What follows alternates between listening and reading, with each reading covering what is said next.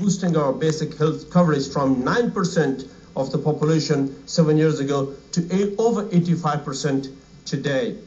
About 38% of the 46,500 students who entered universities this year are girls. Needless to remind you, ladies and gentlemen, that this would have been unthinkable of only a few years ago. Ladies and gentlemen, these historical achievements have come at a dear cost. The sacrifices of hundreds of your sons and daughters and thousands of ours. These achievements must not be undervalued. Our gathering here today is yet again a recognition that completing our success in Afghanistan will depend on a strategy that is shared, comprehensive, and workable, and on the extent to which we work in partnership to realize this strategy. In this context, I welcome the announcement last week of a new comprehensive strategy of the United States of America for Afghanistan and Pakistan.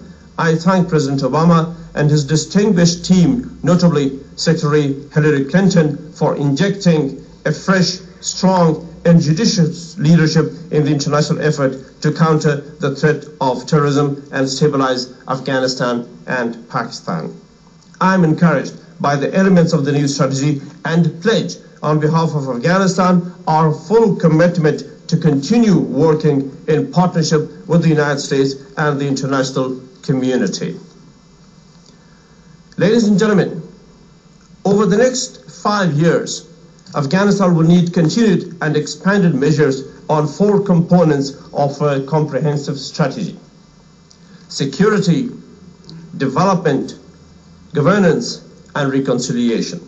On the security front, while significant challenges remain, the consensus that has gradually emerged about the regional dimension of the terrorist threat is a step in the right direction. However, this recognition must translate into effective policies and measures in our collective fight against terrorism, as well as fighting any terrorist present on the Afghan soil decisively.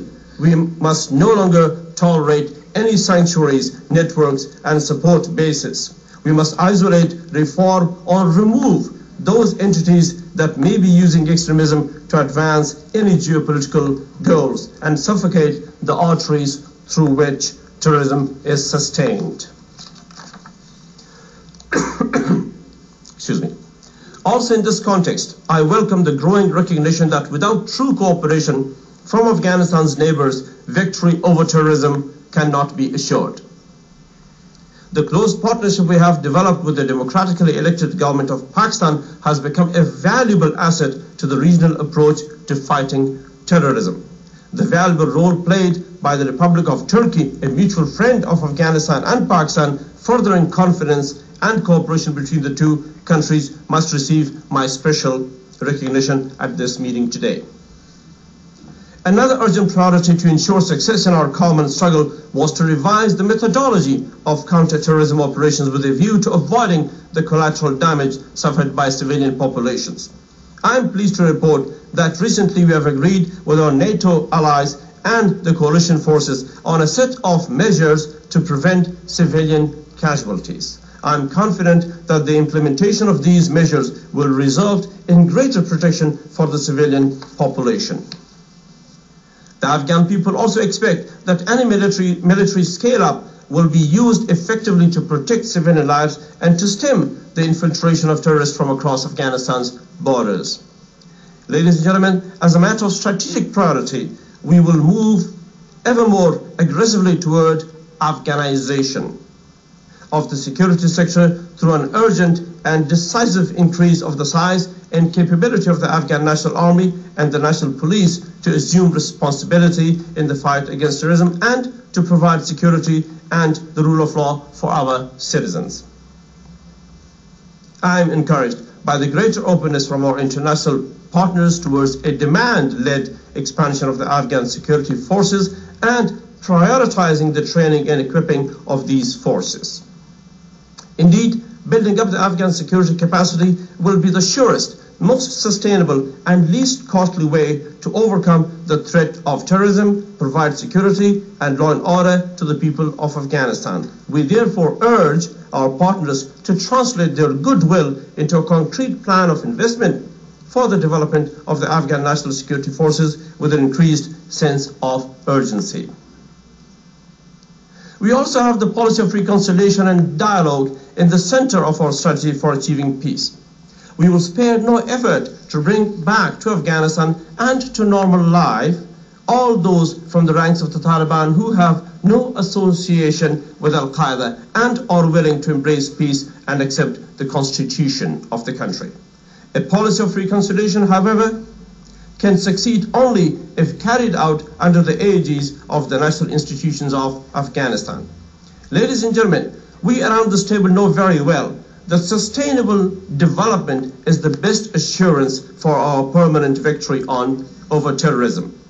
Success will depend on the extent to which we can show to our people that they can aspire to better, more peaceful and prosperous lives, and that their children will not live the calamitous lives their parents have endured due to decades of conflict and interference. While we continue to build on our achievements in the areas of health, education and roads, agriculture and energy, ladies and gentlemen, will be our top priorities, which require urgent and adequate investment over the years to come.